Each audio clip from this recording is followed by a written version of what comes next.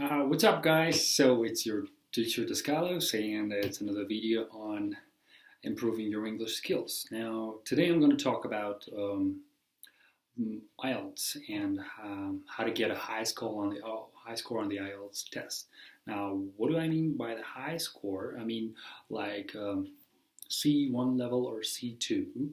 These two levels are called the most proficient scores on the IELTS test. So if you are a proficient user of English language, then you will get one of the scores like C1 or C2. Now C1, it starts from 7.5, so you need to get at least 7.5 from all the sections to get this band score. And if you get 8 or above, that means you're a C2 level and you're able to use English in a very complex way. So now, how do you do that? How you can get that? Now, do you need to read a lot? Yes, you do. And do you need to write a lot? Yes, of course. And do you need to listen a lot? That one too. And you need a lot of practice with your speaking. Now, when it comes to reading, these books behind me are not just,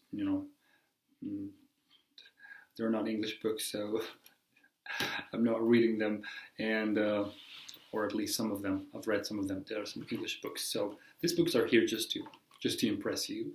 All right, so and let's talk about the IELTS. Now, how do you start to prepare for the IELTS? How do you take the test? How do you know that you're ready to take the test?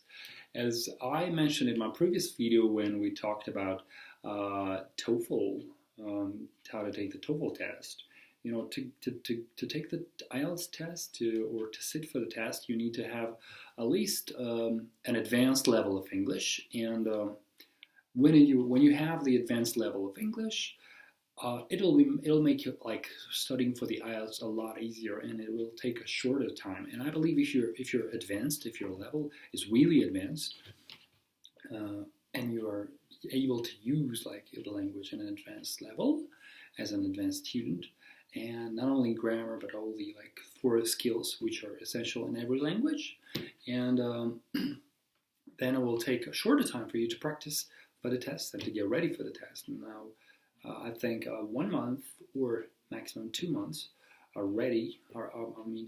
It's enough time of period for a person who has an advanced level of English and who can go and just sit for the test.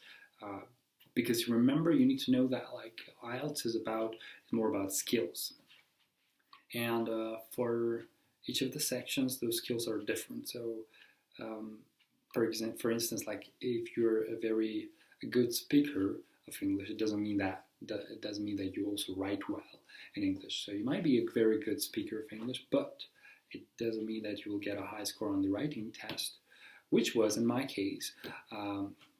Now. The score that I got was like 8 from speaking and 7.5, 7 from writing, and listening I got 8, and the reading section I got just 7, 7 as well. So that gave me a band score of 7.5. Now you could get a higher at least. You could get a higher, maybe at least 8 or 7.5, but not all the requirements are to get a C1 level or a C2. Maybe your requirements for the IELTS test for the university that you're applying to, or for any program or for any job that you're applying to, is different. So is lower. Your requirement might be lower. So it's like 6.5 maybe, and 6.5 is an easy score to get, I think. And I believe many people can get 6.5. And now, how do you prepare for the test?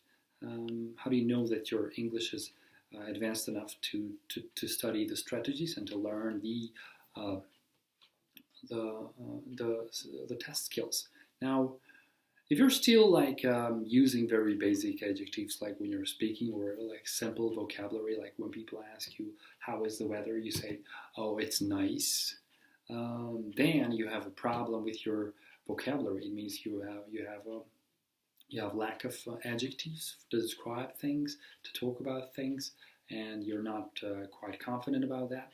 So yeah, and you're insecure about your speaking or your vocabulary. Now, when it comes to vocabulary, it's both useful in speaking section and in writing section. You should be able to show that you can manage using advanced vocabulary in both of the sections. But not to confuse you, let's revise a little bit, and talk about the two types of IELTS. There are two types of IELTS. One is academic, which is for universities and for your studying and studies, and the other is general, which is mainly used for immigration or for your job. Maybe you're applying for a job in an English-speaking country, or your workplace requires knowledge of English and requires a certificate that shows that you have the knowledge required by the company. So yeah. Now, what are the difference between these two? Like, the only difference in these two different types of IELTS is that in the academic writing, the reading and the writing is a little bit different. You have fewer passages in the reading, but they're a little bit more advanced, so they're a little bit more difficult vocabulary. And actually, it's in the academic writing, academic IELTS, it's easier to get a higher score, because when it comes to general IELTS, like to get a high score like C1 or C2, you need to answer more questions, and you have more paragraphs, like more passages, like about the last time I had it was like about 5 or 6 passages I had to answer. And so if you answer, like, let's say in academic, if you answer like 35 questions, you get already 8 in reading. But if you answer 35 questions in general reading, then you wouldn't get 8. You would just get 7 or 7.5, something around that. So you need to check that online. And when it comes to writing, it's also totally different, quite different actually when it comes to task 1. The task 1 in the academic IELTS is requires you to describe a chart, to describe a chart or a graph or a pie chart, and or a table, or maybe even a sketch, an architectural drawing of or sketch of something that you need to tell the difference or the trends, and etc. And when it comes to the general writing, in task 1 you're required to write a letter. It might be a letter to your boss, to your friend, or a complaint letter to a company, like that, where you bought something and you didn't like it and you're writing a complaint letter. So that's basically it when it comes to the difference between these two IELTS types. And the speaking and listening are totally the same. You're asked the same questions, similar questions, and the level of difficulty of those questions is totally the same. So you answer the same questions. So the chances of getting the same scoring, you get the same scoring. Like you answer this number of questions and you get the same score, both the general and the academic. So yeah.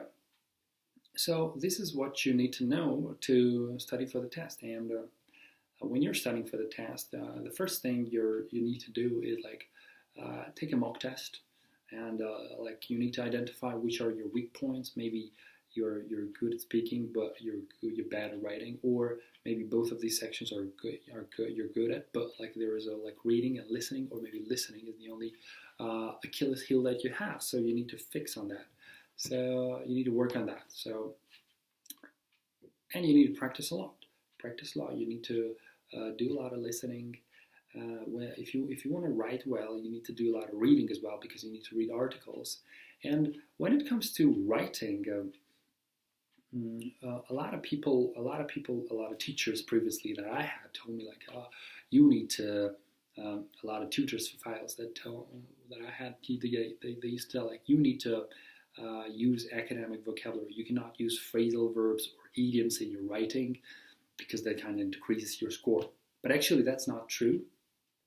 And to impress the examiner, you need to use some phrasal verbs and some idioms, just a couple, to show that you know these things, you know how to use them correctly in your writing as well. So this is how this is how you're judged and how you're like evaluated.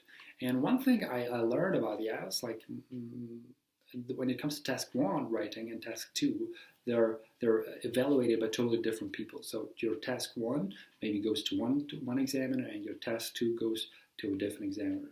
And you probably should know that the task 2 is more important than the task 1. So you got to work on that.